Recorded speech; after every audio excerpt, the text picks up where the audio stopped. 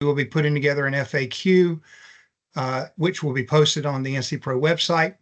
Also, as you guys may have just noticed, this session is going to be recorded, and the recording will also be put out on the NC Pro website. I think that's all of the housekeeping duties that I have to do today. Again, I hope you guys have a great session. I'm going to turn it over now to Joe and Laura, who is going to run through our technical assistance presentation. Awesome. Thank you, Tommy. Joe, do you want to do some brief intros first? Yeah, I'll get us started and then pass the baton back to you and we'll jump right in. So good afternoon, everybody, for those that we haven't met yet. My name is Joe Gorsuch. I have been on the Deloitte team now for about 3 years supporting NC Pro and all of you in the administration and compliance monitoring of the state fiscal recovery funds for, Tommy, we're coming up on almost 2 years now. By Yes. the time the snowfalls here in upstate New York. So, and we're in the midst of our cycle 2 monitoring with, and I know we've met with nearly 40% of our recipients to date, and we'll be meeting with much more throughout the rest of the year and early spring. I've been in federal grants management now,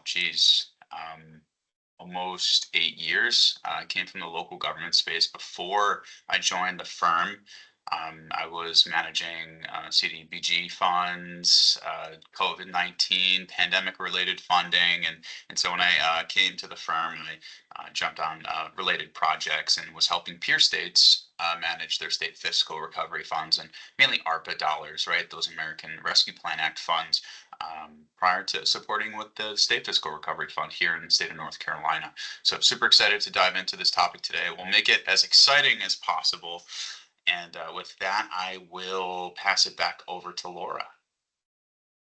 Sure. Hi, everyone. My name is Laura Garman. I'm on the Deloitte team supporting NC Pro, both with these training sessions and also in monitoring. So if I've met you before during monitoring, it's nice to see you again. And if I haven't, it's nice to meet you.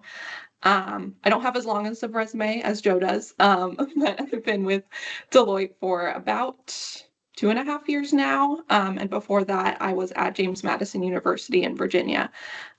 So before working with NC Pro, I was working on another client doing the closeout phase of grants. So still have some experience in grants before here. But yeah, looking forward to getting started off on this. We also have John Mortel.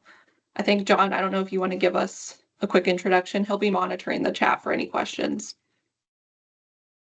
Yeah, I can give a quick intro. Hi, everybody. Same thing with Laura. If I've met you in monitoring, good to see you again. If I haven't, nice to meet you. So my name is John Mortel. I've been with the firm now coming up on almost 3 years in January. I've been on this project specifically supporting NC Pro since February of this year. Prior to working on this engagement, I was helping another client that we have here at Deloitte on the closeout side of grants, specifically with the current SFRF funding. So yeah, like Laura said, I'll just be monitoring the chat and any questions that you have. If it's a good topic, I can bring it up, we can discuss it, or I'll answer in the chat. Awesome. Thank you, John. So like we've said, maybe 10 times, we're talking about internal controls. Really fun topic. We've got our agenda here today. So Joe is going to dive into the requirements and guidelines related to internal controls. We'll go over the 4 different control types. We'll dive into the COSO framework, so the different components of internal controls. Then Joe's going to take us through some common observations we've seen in monitoring. And then we'll have a knowledge check and a Q&A session. But as we've said, feel free to come off mute or put anything in the chat if you have questions along the way. All right, so I know a lot of this may be a bit of refresher for some folks. For others, it could be brand new information. So we're going to try today to give you a good detailed look at internal controls and maybe provide some ideas for improving your own internal controls. I think the larger theme of this presentation is going to be that internal controls are not just a set of policies and procedures or a manual that you create one time, but rather that they are iterative processes and actions that are carried out continuously at all levels of an organization. And what we mean by that is that this isn't just something that you do one time, but rather a continuous cycle of improvement and adjustment because risks and situations change.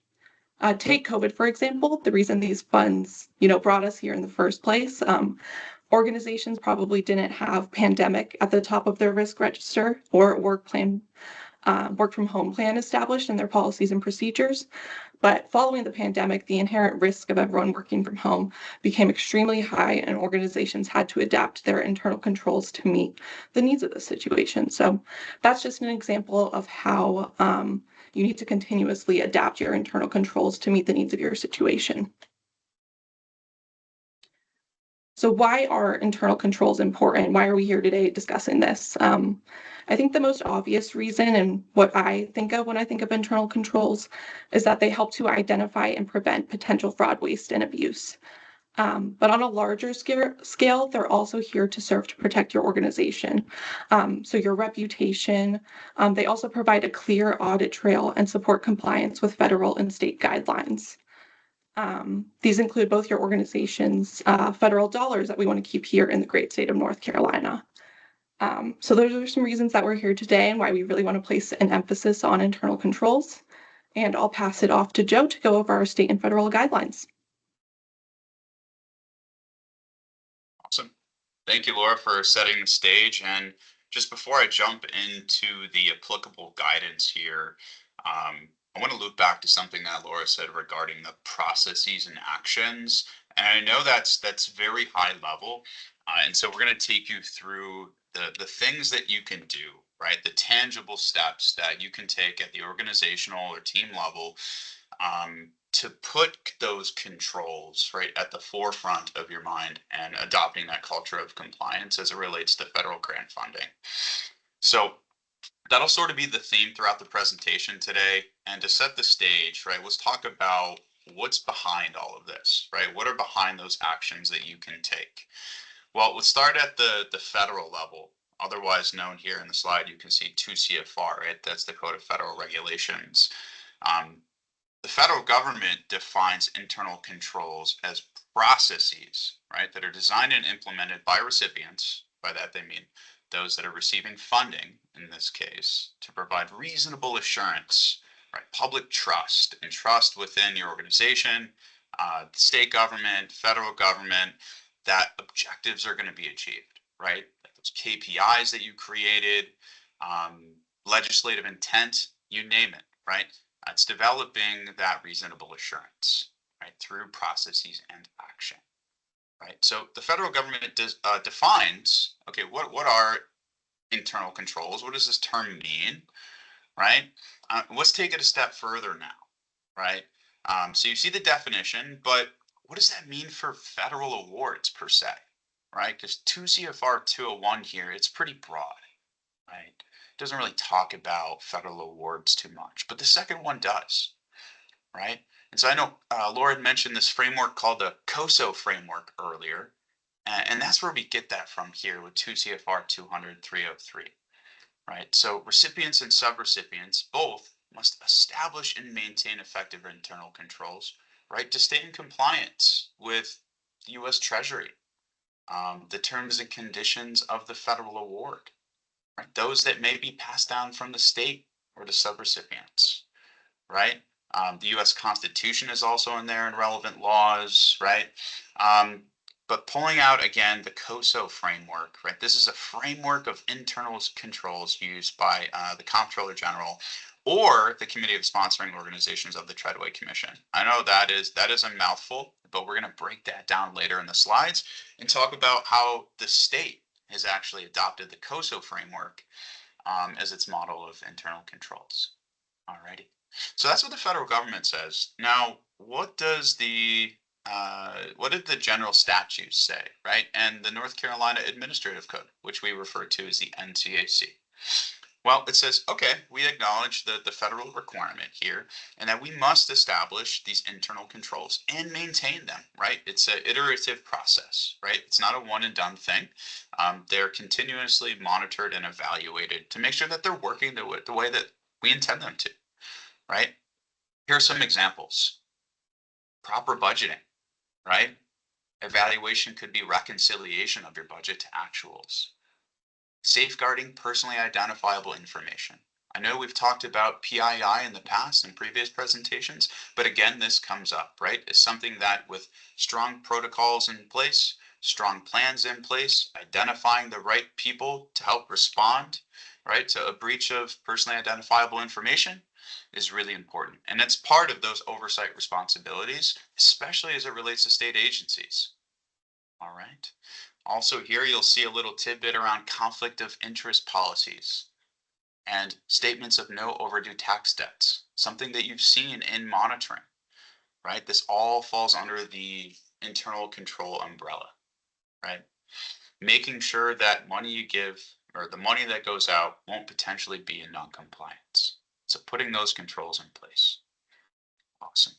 All right, now we'll take it a step deeper. Aside from state agencies and institutions having or needing internal controls, well, the state is actually given state agencies a tool to help create those and evaluate their own systems. All right, we'll dive into what that is later. It's called EAGLE, or the EAGLE program. We have a slide on that, and I'll walk you through what I think what are some of the really interesting highlights there. And then state policies. Like you see, I mentioned earlier, state agencies are required to utilize what is called that COSO framework, right? And COSO guidance and those control objectives that are outlined by the Treadway Commission. And we have a slide dedicated to that, so we'll break that down for you. Last but not least, our local governments are also subject to these requirements. So as you'll see here, I know there's always a discussion about what applies to those projects that are under revenue replacement, non-revenue replacement funds. Internal controls apply to everybody. All of these regulations and references apply to everybody. All right, so everything we're talking about today should be really relevant to you. All right, Laura, I think we can go on to the next slide here. Awesome. So we lay the groundwork for what the federal government says, right? But let's take it a step deeper now and talk about a particular citation. It's called 2 CFR 200-303. Its definition is internal controls. All right. So you see, we have this little puzzle piece here, but I'm going to try to mention or make reference to things that are applicable. So what this reference does in 2 CFR is it essentially gives us a list of things that an organization must do to remain in compliance with federal funding, right? So first and foremost, you've got to have internal controls, right? You've got to have those safeguards over the federal award to provide that reasonable assurance that everyone's going to stay in compliance with managing the program. And I'll give you a good example of that. That may be, let's say, when you bring on a contractor or a vendor, it's having those developed terms and conditions, perhaps in a template, right, that you can add to contracts with vendors, right? Like that would be a really strong internal control to have to make sure that you're staying in compliance with the terms and conditions of the federal award. All right. Moving on here in just sequential order, we'll go down to C, evaluate and monitor, right? It's an iterative process. Once you develop that template, right, of all the terms and conditions that should go in your contracts, right, it doesn't stop there.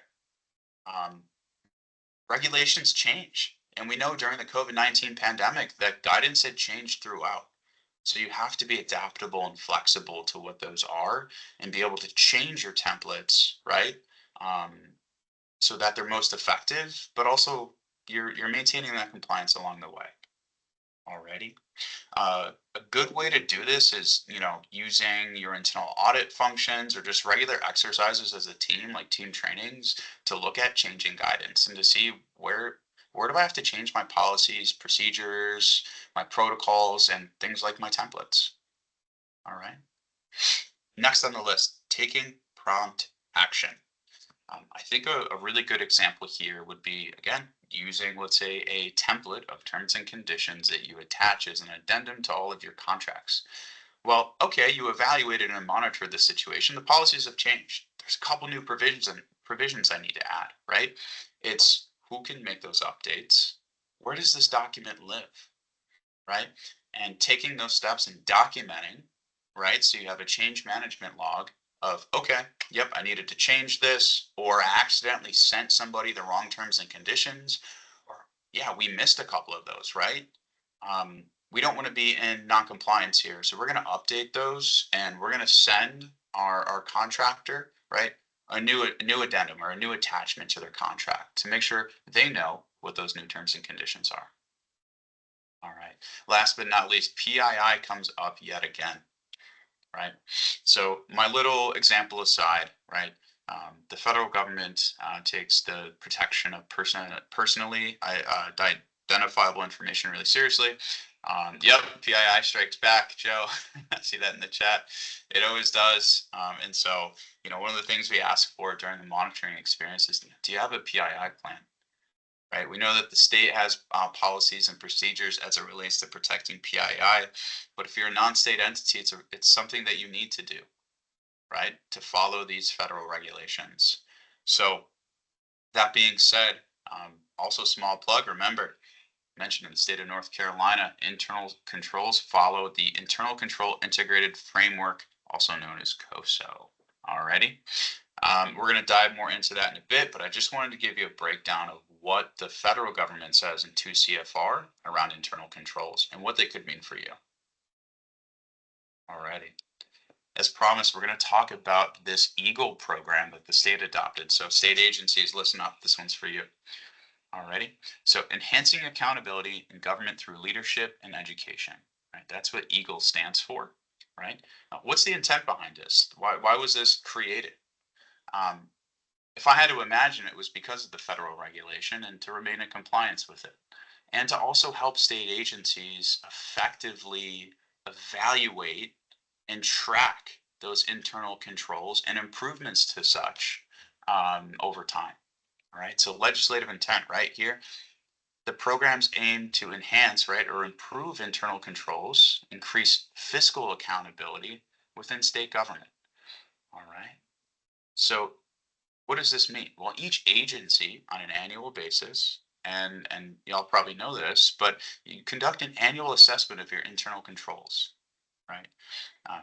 There's topics such as financial reporting, compliance with grant programs, and I have a blurb on that below. But throughout this process, right, agency teams can identify risks and implement safeguards to help reduce that likelihood of non-compliance. And when we talk about risks, you can't completely eliminate them, right? And that's something we want to make clear is you can't just remove risks from the table, but you can take action and put controls in place to minimize and reduce risk as much as possible. All right. And so that's what this exercise is all about. And what I wanted to call out in particular is, well, how does this apply to federal grant awards? Well, within that self-assessment of internal controls, there's an opportunity for state agencies to evaluate their administration of contracts and grants related to federal programs within a section called the Major Financial Assistance Cycle section. So I thought this was very interesting because if you look at the topics here, there's 10 subsections. They include allowable costs, cost principles, period of performance, suspension and debarment, program income, right? Just to name a few. These topics likely look familiar to those that we cover during compliance monitoring, right? And what you've seen in our requests for information. So it's quite synonymous, right? In making sure that you have the right policies and procedures, the capacity and personnel in place, right? To stay in compliance. So I thought this was a really interesting call out. And again, right, if you are part of this process, looking at the questionnaire that the state issues, it's quite a lengthy one, but I imagine it's a process that can be really helpful and looking at it as a team and also sharing with your team members to help promote that culture of compliance. Alrighty. The one regulatory piece here that I do want to call out as important is that these self-assessments should be maintained for review and audit. So in the case of an audit, this is something that you're going to want to have in a centralized whether, your system of record, to make sure you can, right, surface this in the need of an audit or somebody asks, such as OSBM, right, or the NC Pro team.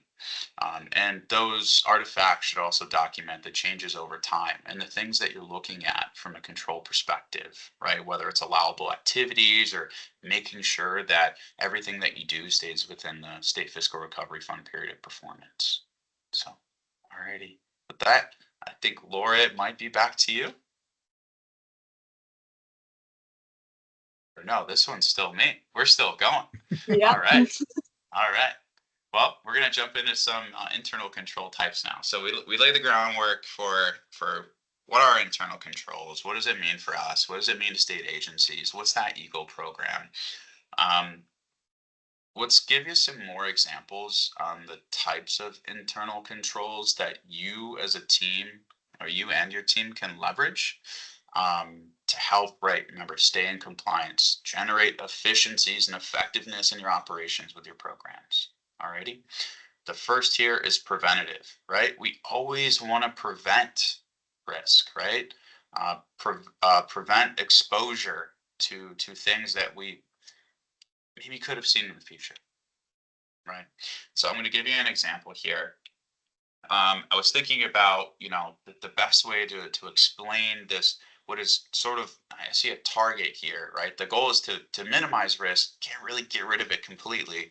But let's put ourselves in a situation where we've got a bank vault, right?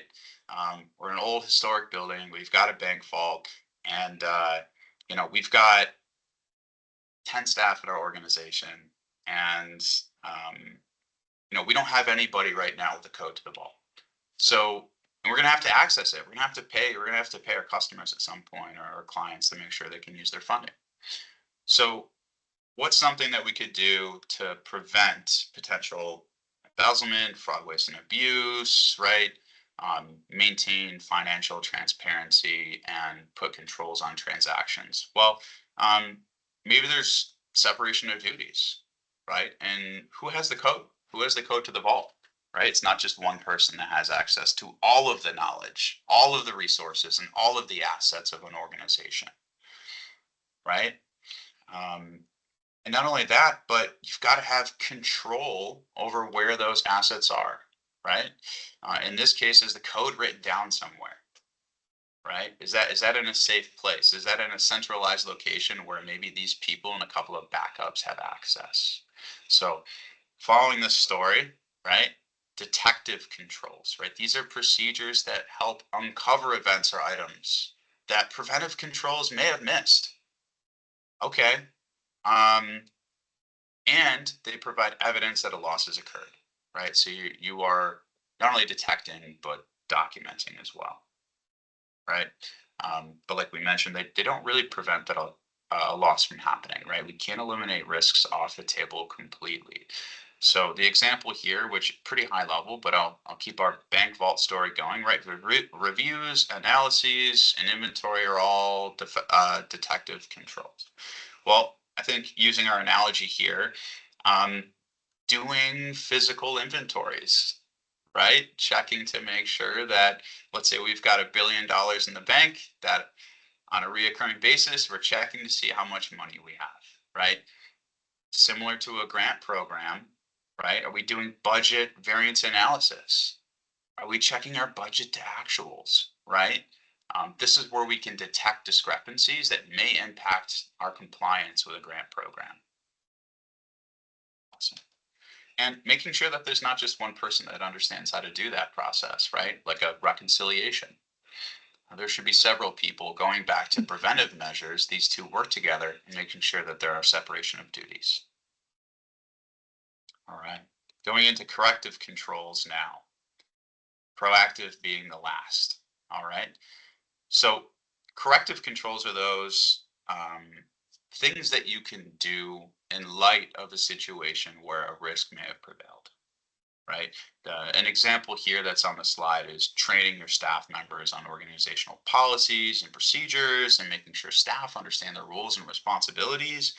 But again, using our bank vault example here, let's say one day one of the individuals with the code notices that, $500,000 is missing, right? Well, how do we correct that from happening again, right?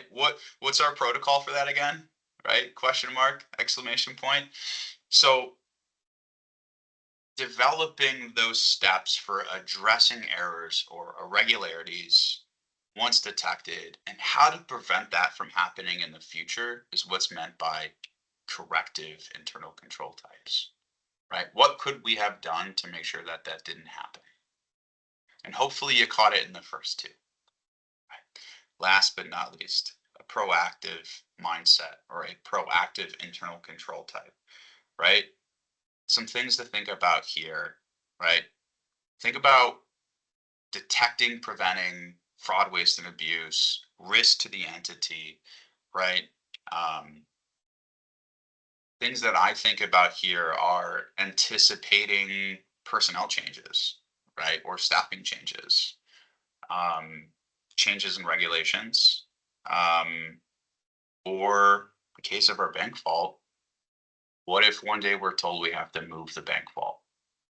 Well, here's the good news, right? During the previous stages, we identified that there are other areas that we can house this bank vault. It's not a problem. We can continue operating, right?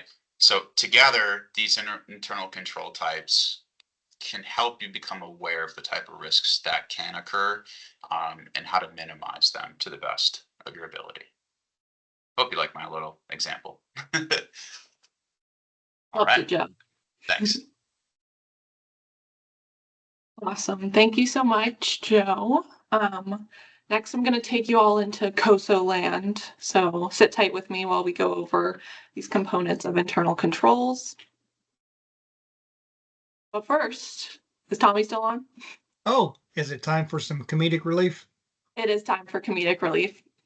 And this comedic relief has some real life relevance to it because I read this and I thought, oh, I go through this on a weekly basis.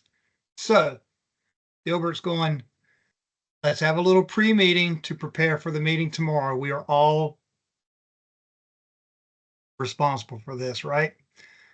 So he says, whoa, do you think it's safe to jump right into the pre-meeting without planning it? Okay, let's get this preliminary pre-meeting going. And his coworker says, you think you're funny, but you're not. Thanks, Tommy. You're If you've welcome. done monitoring with us, you'll know that we have a pre-monitoring meeting. So this is also poking fun at us. I do think the pre-monitoring meeting is helpful, but it's kind of funny. Thank you so much, Tommy. Yes, ma'am. All right, so now we're going to jump into the COSO framework. So for any history buffs or accounting fanatics out there, COSO stands for the Committee of Sponsoring Organizations of the Treadway Commission, Treadway being the SEC commissioner who released a report in 1987 detailing the prevalence of fraudulent information. So what came out of that is this framework to help mitigate those risks. And this was established in 1992. It has been updated since in both 2013 and 2017. But yeah, this is it. It's a fun little cube, very cute cube. There are 5 main components to this framework. We have the control environment, the risk assessment, control activities, information and communication, and monitoring activities. Additionally, the rest of the cube describes the objectives of internal controls. So those are operations, reporting, and compliance. And then we also have the organizational structure of internal controls, which is on the right side of the cube. So those are the entity level, division, operating unit, and function. So this kind of shows how internal controls trickle down from manager to your entire organization. And if you ever want to remember these 5 components, you can remember the acronym CRIME. So you have control environment, risk assessment, and then it skips control activities. We go to information and communication, monitoring activities. And then the E's in there somewhere. That's control environment. But yeah, there's an acronym called CRIME that accountants often use. All right, so now we're going to dive into these 5 components. All right. So this first one here is the control environment. And when you think of the control environment, you should really think of the foundation of an organization's internal controls. So this foundation includes the overall tone of the organization, which influences the rest of the folks in the organization. How I like to think about this is if someone is facing a difficult decision, who or what can they look to in the organization for guidance? So, for example, this first component, integrity and ethical values. If someone is maybe facing an ethically ambiguous situation, is there a code of conduct or ethics training that can guide them? Or is there someone in leadership that they can look up to make an informed decision? So, maybe they're like, oh, I see my manager doing it this way, then that's how it should be done. That's overall what the control environment is. Then we have commitment to competence. And what this really means is giving your employees the resources and training they need to do their jobs. So that there's never an instance where maybe there's an instance of non-compliance and the employee is like, oh, I just didn't know I had to do it that way. Making sure that you effectively train your employees and provide them with professional development opportunities can help to decrease any instances of non-compliance. And this goes hand in hand with the organizational structure. So having a clear set of duties and responsibilities for all employees helps to mitigate any risk. So, maybe an employee was supposed to do something with a bank reconciliation or something else, but they didn't know that was within their scope of work. An organizational chart or policies and procedures can help to resolve that. So this is the control environment portion. We will continue on to the next one.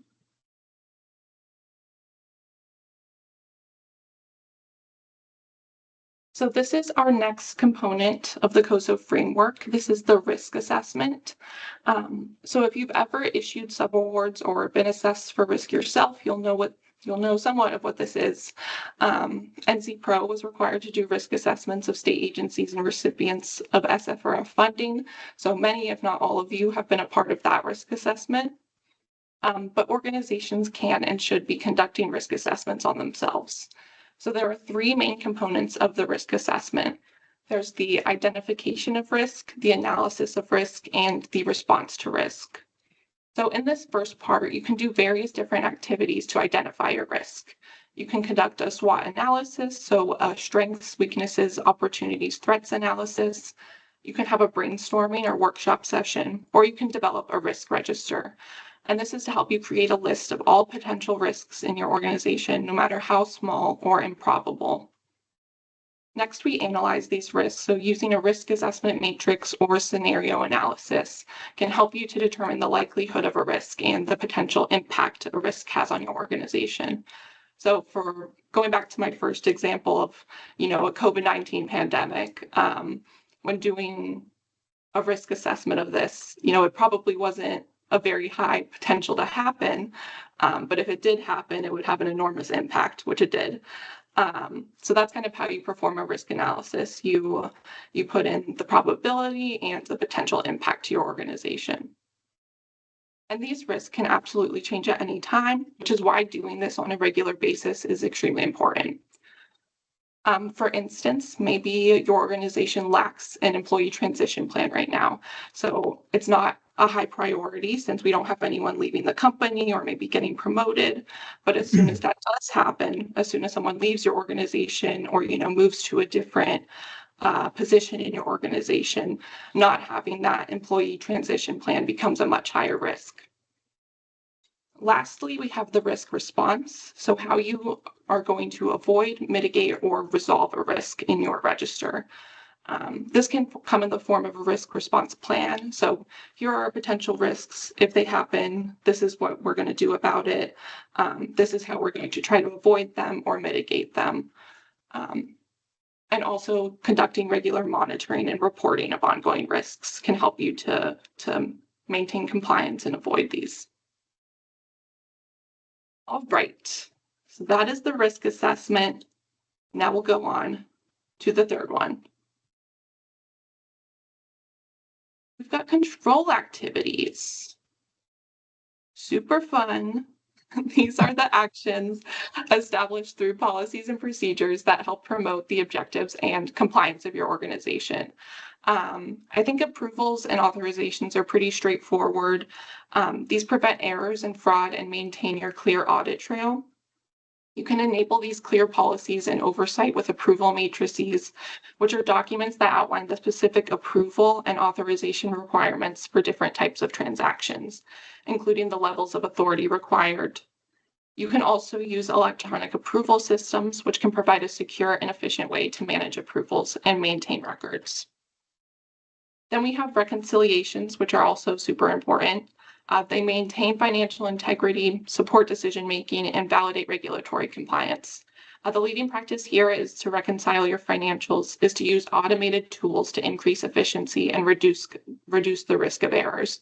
So, manually doing this is really not a best practice. Humans are definitely prone to errors, so having that automated tool is really helpful when reconciling your financials. Lastly, we have separation of duties. So having separation of duties prevents unauthorized actions and helps prevent mistakes.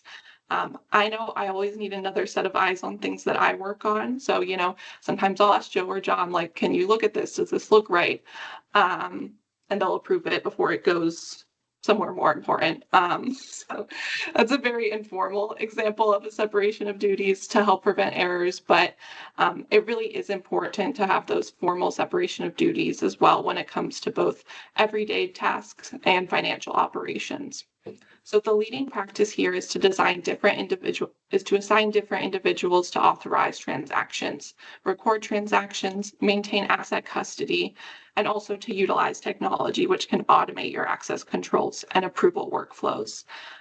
So, having that technology like block you off, like you can't do this one assignment, someone else has to do it.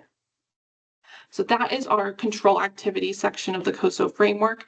We just have 2 more, so hang in there with me. And we'll get through COSO together. Okay, next we have information and communication. So what this includes is both the quality of information and how you're delivering it to both internal and external audiences.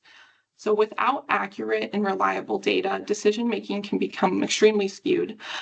So it's important to establish data quality standards, including PII protocols, like we said before.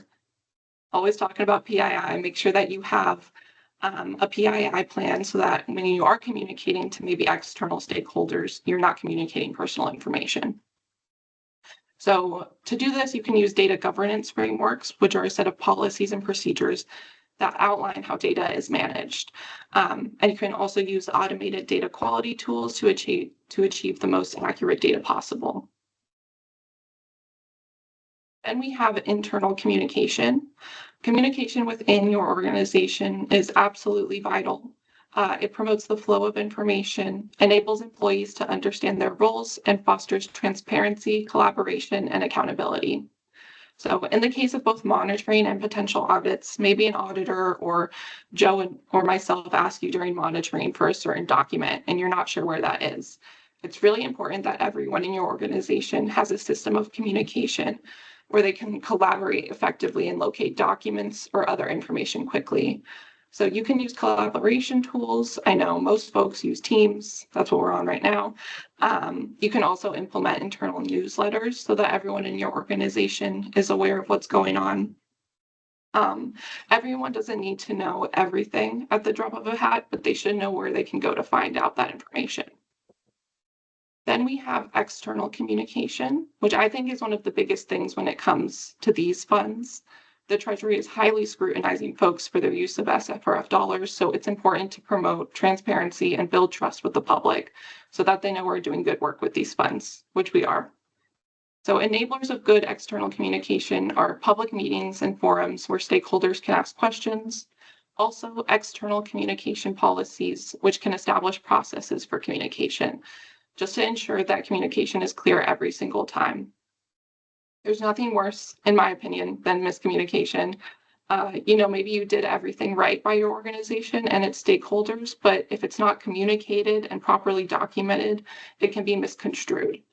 So we can never fully eliminate the risk of miscommunication happening, but we can mitigate it by having these policies, procedures, and a culture of transparency in place. So that is information and communication. And we just have one more part of the COSO framework. Best one, monitoring and evaluate. It's an ongoing process. So I think this part really hits home that you have to do this continuously. The monitoring and evaluate phase involves assessing the quality of internal control performance over time. So it validates that internal controls are functioning as intended and are modified as needed to reflect changes in conditions.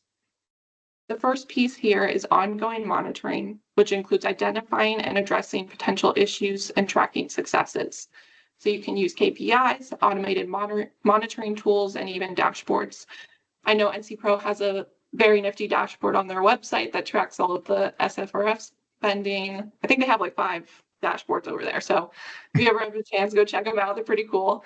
You can also create these pretty easily in applications like Excel or whatever your organization uses.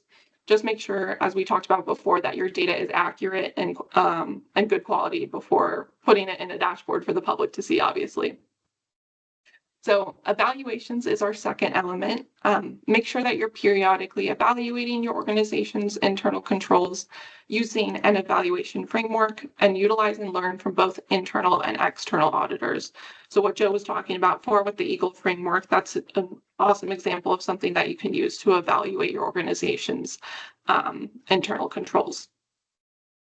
Last but not least, we have reporting deficiencies. So make sure that your organization has a system for reporting weaknesses and internal controls. The leading practice here is to utilize automated platforms that allow employees to report deficiencies easily and anonymously if necessary, so that risk can be mitigated and internal control systems can be further improved. So that is all I have on the COSO framework. I think it's pretty cool. If anyone has any questions, feel free to come off mute or put them in the chat. But I'll pass it off to Joe to go over some common observations.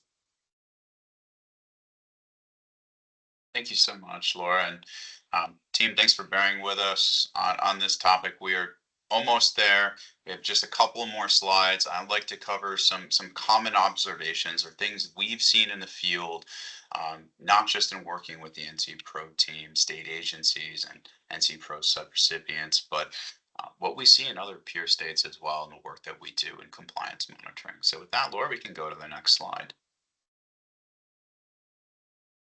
Awesome. So there's just 2 here. I'm also happy to say that these 2 observations in particular, as it relates to policies not being updated regularly and no separation of duties, 2 things you've heard throughout the presentation, we have not seen a lot of this in cycle 2. In cycle 1 compliance monitoring, we looked a lot at the policies and the procedures, and the great story that we have to tell based on the work that you're doing is that when we were looking at those policies and procedures, we had a couple of recommendations, but we're seeing that those were actually taken.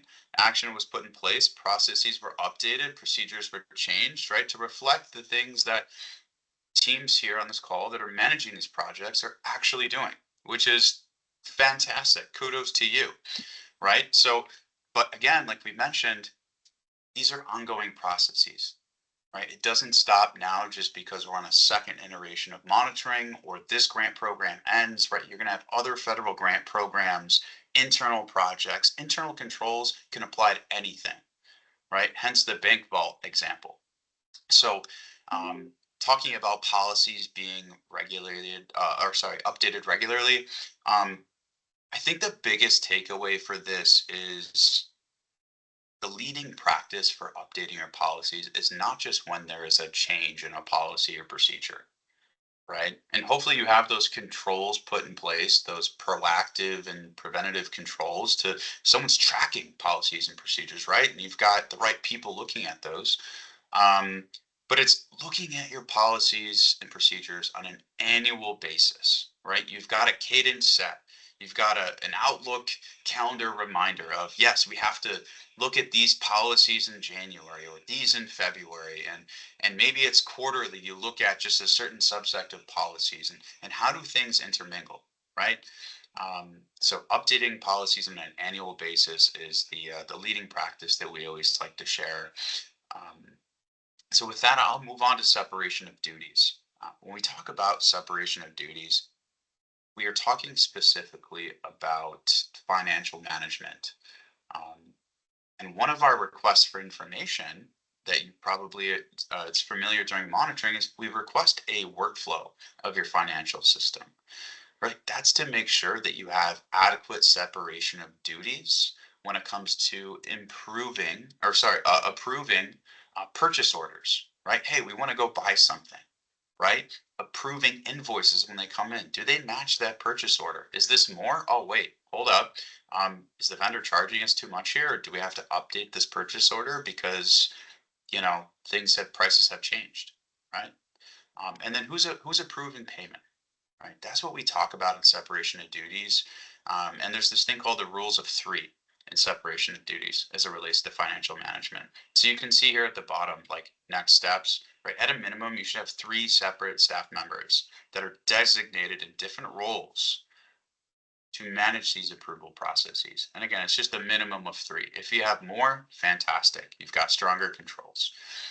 Again, it's not going to put yourself in a situation where I have eliminated all risks, right? There is no way possible that we're going to pay more for something than we thought we should.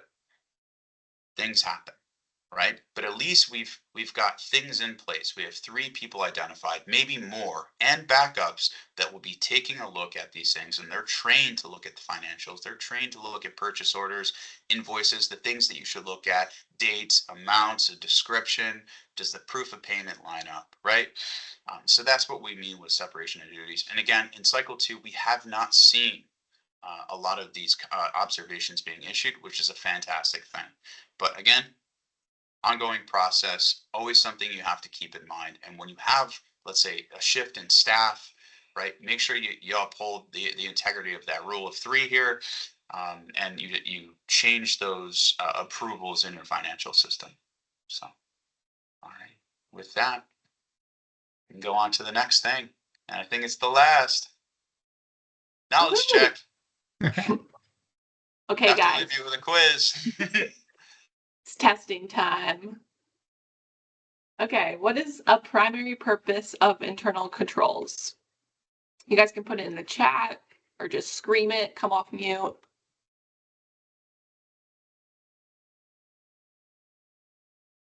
Okay, I see a lot of C's.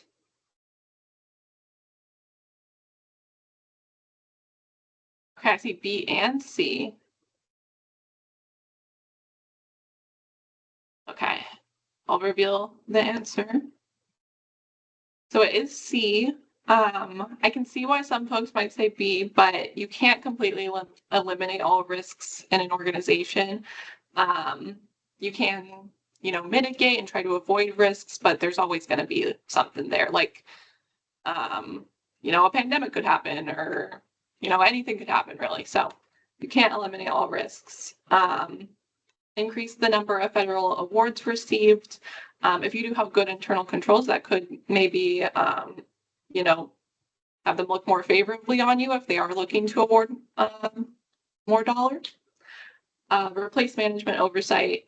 They can't completely replace management oversight, but they can help to provide some guardrails. Awesome. I think most people got that right. Okay. Internal control types include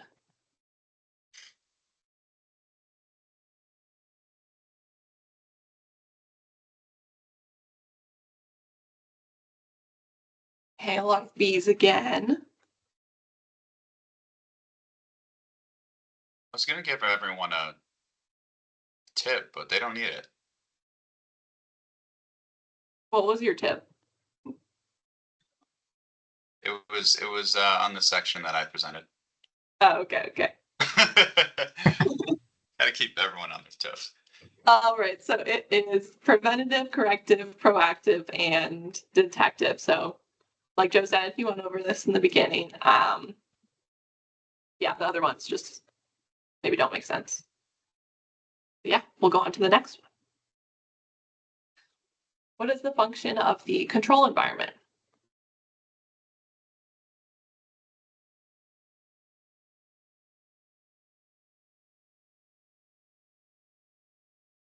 Okay, we've got Steve saying D.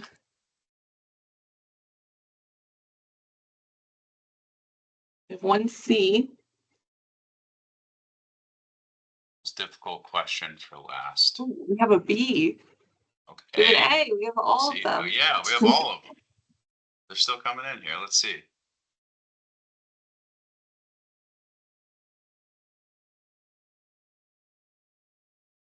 All right. I think we have A, B, C, and D as answers. The answer is D.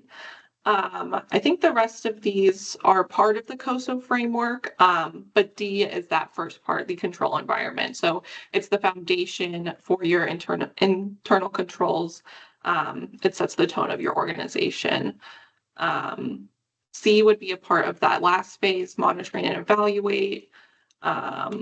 B would be a part of maybe that risk assessment phase. So what are you going to do once you have determined your risks? And then A, support the identification, capture, and exchange of information. That would be a part of the communication and information part of the framework.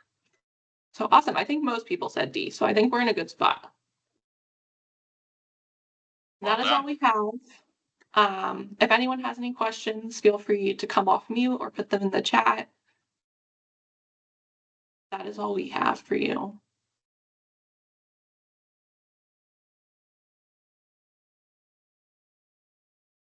While we're waiting for people to come off mute or put questions in the chat, I want to thank everybody again for attending. Thank you, Deloitte Partners, Joe, Laura, John, anybody else that I missed that I haven't seen yet. I think you covered everyone. Okay. Thank you guys for presenting. Thank you, state agency partners, subrecipients for attending. You guys have the slides. You guys will get the session on recorded on our website soon. And if there are no questions, the presentation slides were sent out earlier this week. If you did not get them, let us know and somebody will get them to you. But they also may be put out on the website. I'm not sure if the slides are put out on the website, but I know we have FAQ that gets put out there, and also this recording gets put out there on the NC Pro website.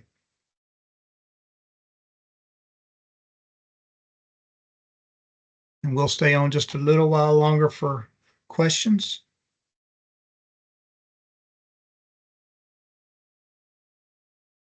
Don't be afraid to come off mute if you want to talk about something or discuss something on one of the slides or. I know everyone here has been audited before and or monitored. If you want to share horror stories, they won't be horror stories, but if you want to share audit stories about your favorite finding. Yes, the video, the slides, and FAQ will be put on NC Pro website.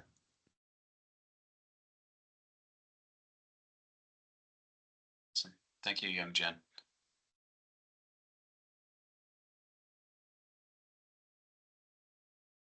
I know for me in my state career, I've always worked